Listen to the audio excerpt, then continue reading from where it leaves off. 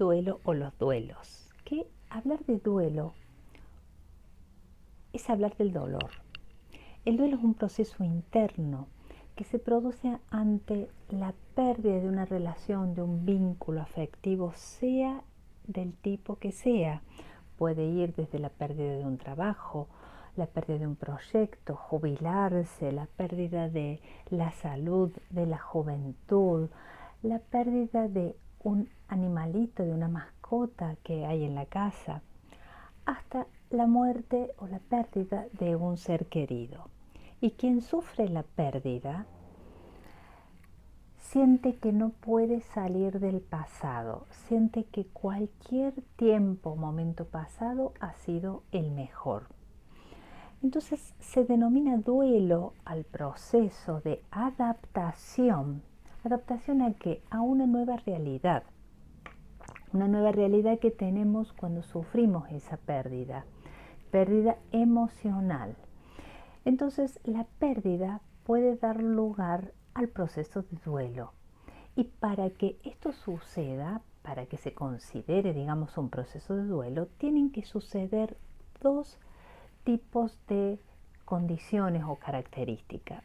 Una es que el vínculo, digamos que haya habido un vínculo emocional con lo que se perdió. Y la otra característica es que se percibe esa pérdida como irreemplazable, que es para siempre.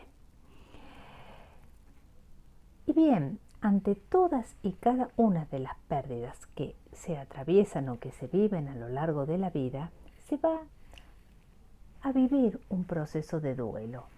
Por supuesto, hay pérdidas con mayor intensidad que otras y que por lo tanto se vivirá el duelo más o menos tiempo, o sea, puede durar muy poco tiempo o demasiado, depende cómo cada uno lo viva.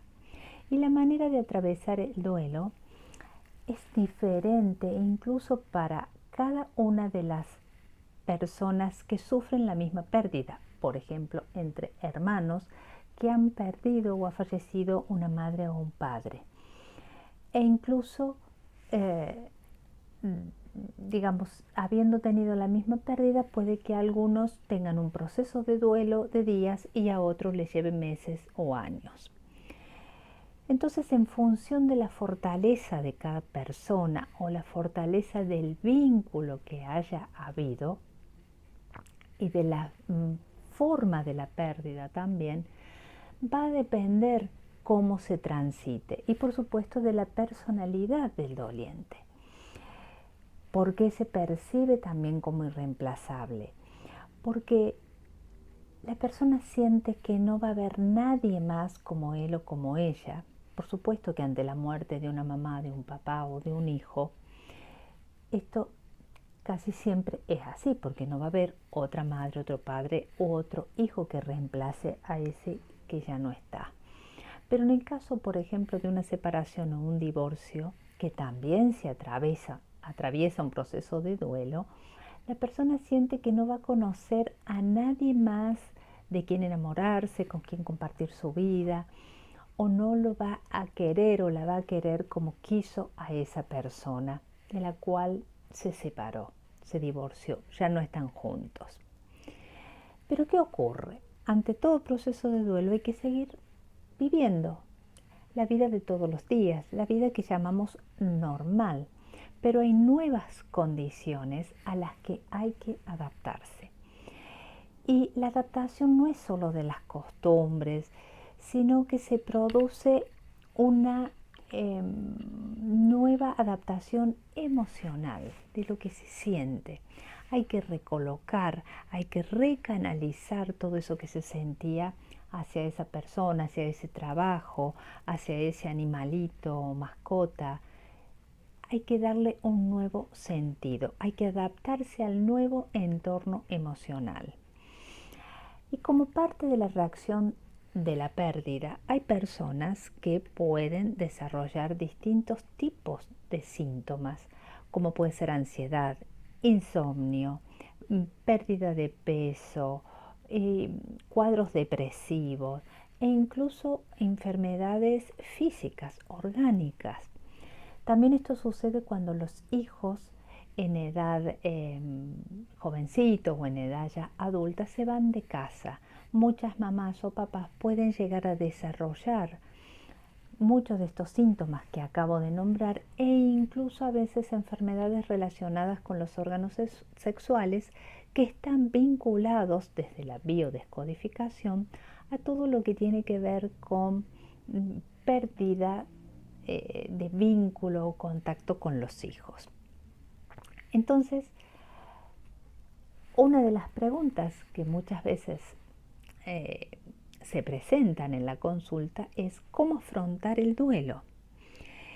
Y los pasos del duelo son varios y pueden realizarse espontánea y naturalmente sin poner una intención en ello. E incluso los pasos no tienen por qué ser correlativos, sino que pueden ir presentándose las distintas situaciones, unas antes, otras después. Eso va a depender de cada persona. Tradicionalmente, cuando fallecía un ser querido, se transitaba lo que llamábamos un duelo, un luto. Es decir, la viuda o viudo y los hijos, por ejemplo, se vestían con prendas oscuras, prendas negras generalmente, durante un determinado tiempo. No se asistía a fiestas ni reuniones sociales, ni se iba a bailar, ni se ponía música en la casa, en el hogar. Esto ha cambiado mucho en la actualidad. Pero esa situación, ese luto, tenía una razón de ser, y es que generalmente la persona que sufrió la pérdida, que se siente de duelo, necesita ese retraimiento, ese estar hacia adentro, poder vivir su tristeza, llorar, gritar, no tener ganas de participar de una reunión social, de un evento, y tenía la excusa, por decirlo de algún modo, la excusa perfecta para decir no voy porque estoy de luto. Hoy, en la actualidad, se incita a esas personas, los allegados, los amigos y demás, a sacarlos de su hogar, de su casa, para distraerlos, cuando en realidad la persona está triste, no tiene ganas de distracciones y es totalmente comprensible. Entonces las personas que estamos afuera de esa situación, debemos permitir que el doliente transite su etapa de duelo, su tristeza, porque la tristeza hay que vivirla, hay que atravesarla hasta poder salir de ella. ¿Y esto es necesario? Sí, por supuesto que es necesario, siempre y cuando todos esos sentimientos que se manifiestan en una etapa de duelo no duren más de 2 años, 2 años y medio. Eso sería lo razonable. El problema está cuando la persona, luego de una pérdida, de haber perdido un vínculo, como por ejemplo un divorcio, han pasado más de 10 años y aún le sigue doliendo como si hubiera sucedido ayer. Ahí ya estamos ante un duelo patológico. Pero el objetivo interno de todo proceso de duelo, ¿cuál es? Elaborar la pérdida, es decir, llegar a la aceptación, aceptar que lo que sucedió pasó y no hay vuelta atrás. ¿Y cuáles son las etapas del duelo? ¿Por qué es bueno conocerlas? Porque permite tomar conciencia en qué etapa estoy, si es que estoy viviendo una situación dolorosa, porque hace que me sienta menos desorientada, menos perdida y que puedo, digamos, llegar a entender mejor que lo que me está pasando es totalmente normal y que ya va a pasar, que ya va a venir un tiempo mejor. Y en las etapas de duelo tenemos que ver dos situaciones diferentes. Una es la cognitiva. ¿Qué es la etapa cognitiva? Es una etapa totalmente mental. Es donde a través del pensamiento y del razonamiento puedo llegar a comprender la pérdida. Como por ejemplo cuando la persona manifiesta: ¿qué voy a hacer ahora? ¿Cómo voy a vivir? ¿Por qué me sucede esto a mí? Esto sucede en la etapa mental. ¿Cómo me voy a organizar? Es decir, necesita organizar sus pensamientos, organizar su mente, organizar todo lo que pasa por la cabeza. Esto genera mucha inestabilidad, tristeza, quizás angustia. ¿Por qué? Porque en esta etapa, en la cognitiva, suele haber negación, que es uno de los primeros de las primeras fases que se manifiestan, cuando la persona niega lo que ha ocurrido, cuando dice: no puede ser si hasta ayer estaba bien, no puede ser si nos llevábamos bárbaro, no teníamos un sí, un no, ¿cómo puede ser que ahora me pida el divorcio? O si estaba muy sana, ¿cómo puede ser que se enfermó de un día para el otro? Hay una negación desde lo mental. ¿Por qué? Porque la psique trata de amortiguar el trauma, ¿sí? Para poder asimilarlo poco a poco. Puede vivirse como una sensación de aparente calma, como si no hubiese ocurrido. Es bastante normal, e incluso cuando lo vemos en la televisión, en reportajes, en los noticieros, cuando alguien ha perdido un ser querido porque lo atropelló un auto o lo mató un asaltante, y el doliente lo cuenta como si le sucediera a otra persona. Es muy frecuente verlo y escucharlo, sobre todo en las primeras horas, en los primeros días. Es la fase llamada de negación. También hay una fase en esta etapa que llamamos mental de racionalización, porque es lo que usamos, la razón, para entender por qué sucedió. Y esto se ve con frecuencia cuando los dolientes le preguntan más de una vez al médico las explicaciones de por qué sucedió el desenlace ocurrido. Y como si eso no fuera suficiente, buscan en Google, preguntan a otro médico, siguen averiguando por qué. Necesitan una explicación desde la razón. Porque si estaba bien, sucedió lo que sucedió. Porque si el mes pasado el médico dijo que el tratamiento funcionaba, dejó de vivir.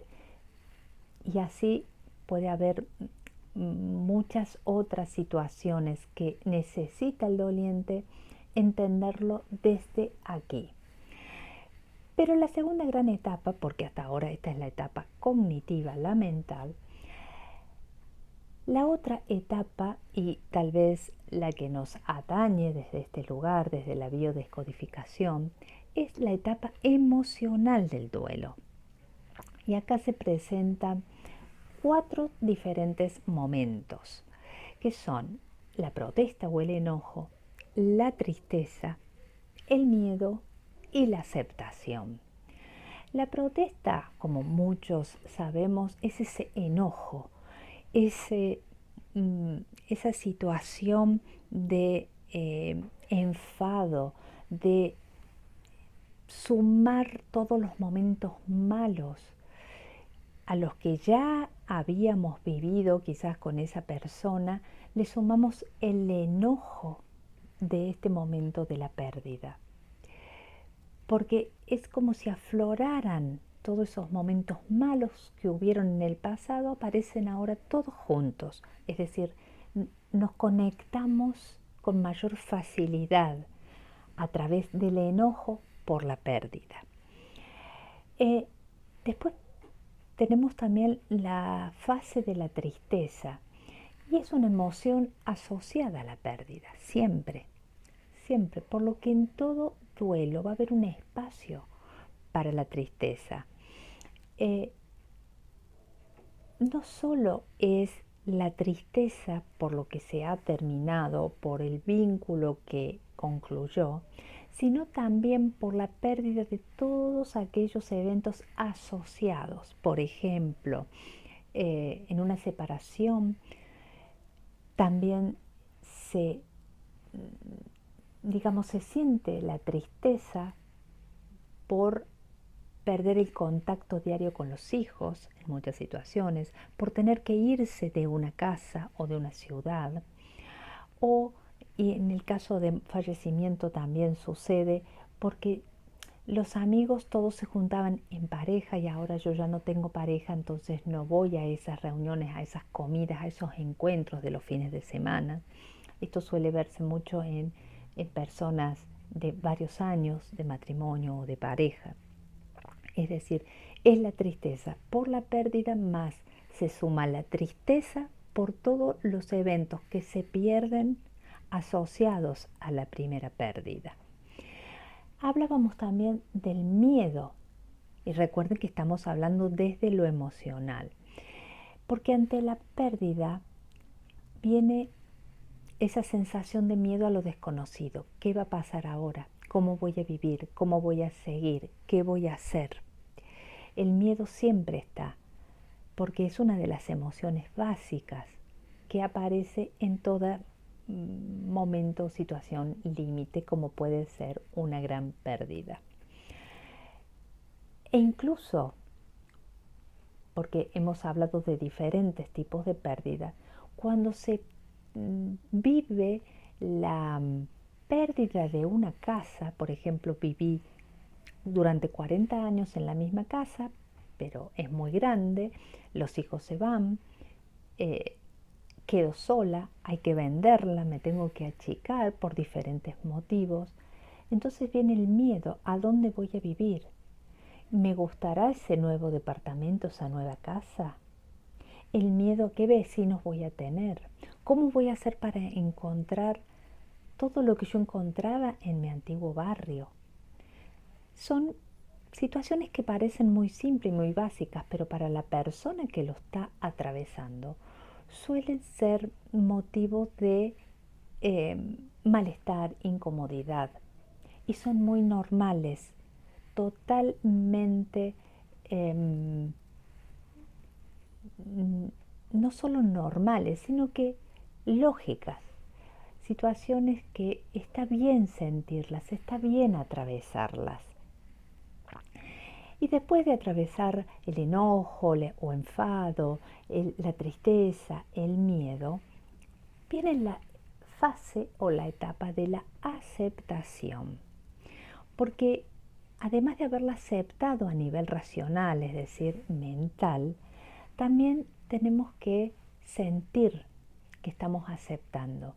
¿Y qué significa cuando decimos aceptarlo desde lo emocional? Que ya no duele tanto, que ya podemos hablar de esa situación, de esa persona, de esa casa, de esa pareja, de ese animal, sin que nos invada el llanto, sin que estemos incontrolables.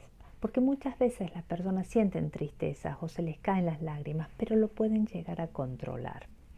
El hecho de decir adiós lleva a una persona que está realizando el proceso del duelo a chequear cuánto ha limpiado a nivel emocional, porque a veces puede sentir que aún no puede mirar las fotografías, no puede tener otra perrita o perrito, no está en condiciones de salir a festejar o a divertirse con amigos y amigas.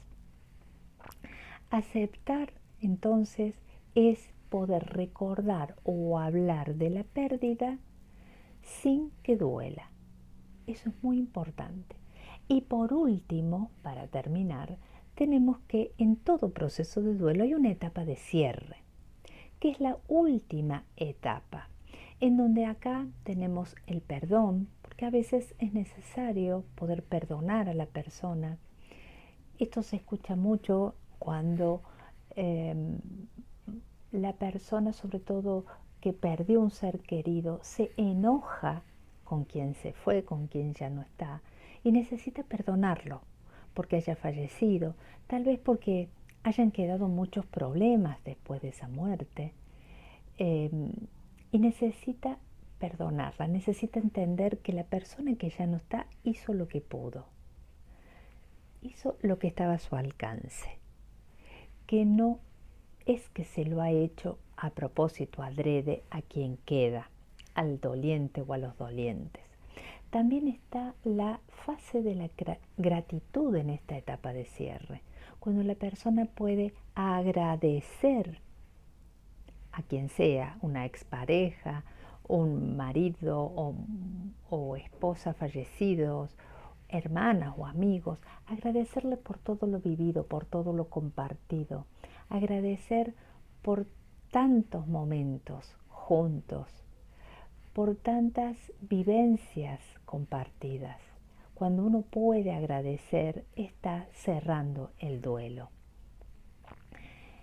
Y cuando estamos en condiciones de decir o determinar que el proceso de duelo está concluyendo, es cuando podemos apegarnos a otra persona, cuando podemos sentirnos libres de iniciar una nueva relación, cuando podemos permitirnos conocer otras personas.